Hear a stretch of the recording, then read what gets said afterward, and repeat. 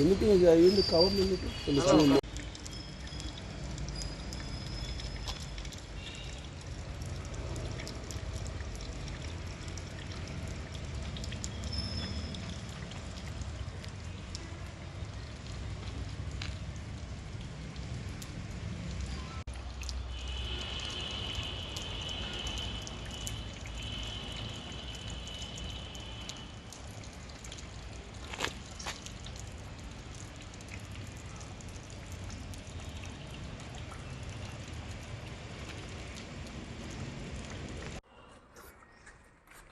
7వ తారీఖు రాత్రి రాబడిన రహస్య సమాచారం మేరకు మా సిబ్బందితో మేము ఎంజీఆర్ కాలేజ్ దగ్గర కాపు ఉన్నామండి.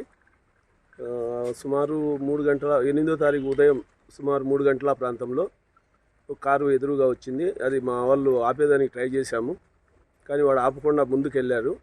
అశోక్ నగర్ ప్రాంతంలో మేము దాన్ని చేజ్ చేసి పట్టుకున్నాము. అందులో ఒక అతను పారిపోయాడు. 7 మంది ముద్దాయిలతో సహా కారు పట్టుకున్నాము. దాన్ని పరిశీలించి చూడగా ఎర్రచందనం దొంగలు ఉన్నాయి. ఆ ఎర్రచందనం దొంగలను పరిశీలిస్తే వాటి మీద ఎలాంటి యామర్ మార్కులు కానీ ట్రాన్సిట్ పర్మిట్ కానీ లేదు. ఈ 7 మంది వద్ద కూడా ఏమైనా ఉందా అని చెప్పి అడిగితే వాళ్ళ దగ్గర కూడా ఎలాంటి సమాచారం లేదని చెప్పినారు. ఆ టైంలో దగ్గరలో ఉన్నటువంటి అశోక్ నగర్లో పంచాయతీదారుల కోసం పిలిచాము. వాళ్ళు ఎవరు రాలేదు. అందువల్ల మేమే ఫారెస్ట్ స్పెషల్ ప్రొసీడింగ్స్ రాసుకొని ఆ 12 ఎర్రచందనం దొంగలను ప్లస్ ముద్దాయిలను ఒక కార్ను సీజ్ చేసుకొని తీసుకొని వచ్చాము.